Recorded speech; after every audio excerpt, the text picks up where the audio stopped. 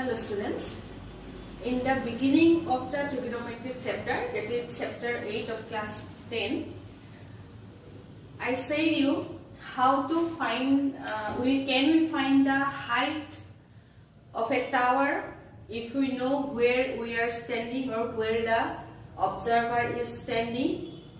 If we know the distance of that tower from the observer, then is it possible to calculate the height of the tower without actually measuring the tower?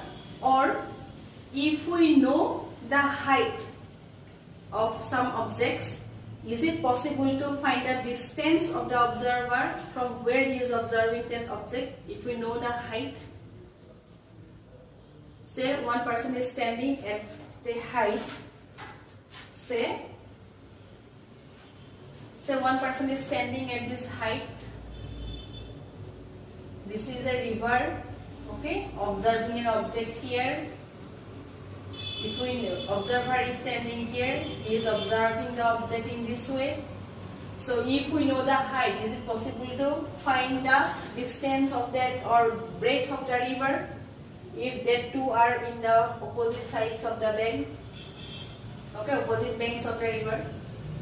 So in this type of questions, I already explained the situations where trigonometric concepts will be used. So in the first chapter, before going to find the height or distance, we need some trigonometric concepts like ratios of trigonometric ratios, ratios of complementary angles, trigonometric identities that we need to know. Okay. So now the practical examples, the name of the chapter is some applications of trigonometry. So here we will see with the real life examples how we will calculate the height or distances. Clear? So for that one we need to know two things. One is angle of elevation, another is angle of depression. So what is angle of elevation and angle of depression? That I will show you here. Okay. Say I am observing an object from here, like from the opposite side here. The object is here and I am observing from this one.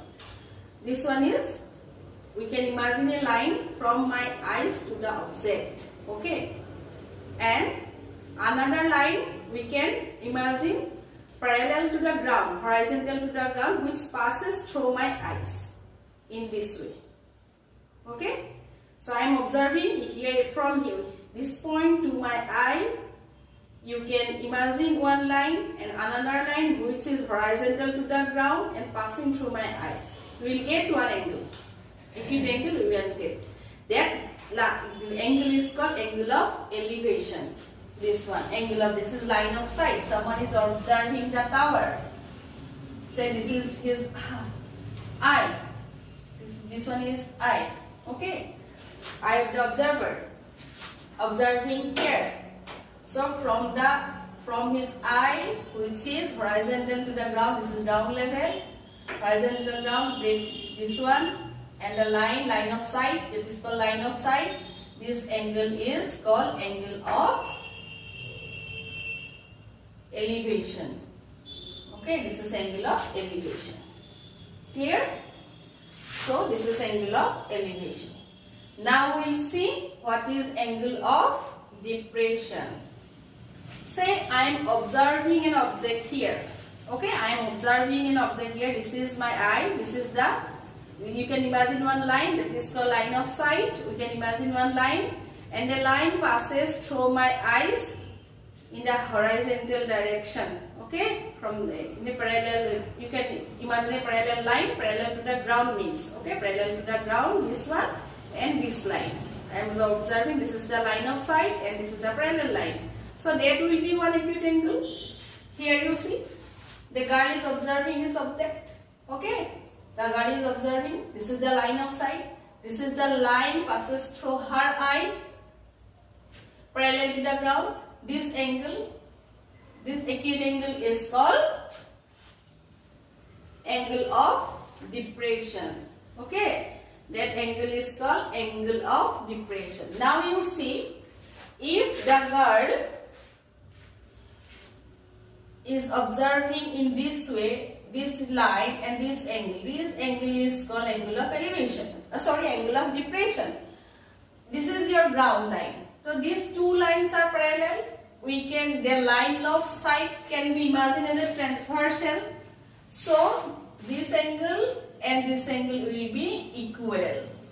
Okay, this angle and this angle will be equal because they are alternate angles, alternate interior angles. So these two are parallel lines. So the angle of depression, this one, and this value is equal to this one. Okay, that situation means these concepts we need to solve the problems. Okay. So now you will see that two concepts only we need. Others we are getting from the last chapter. This is chapter 9. From last chapter what we are using.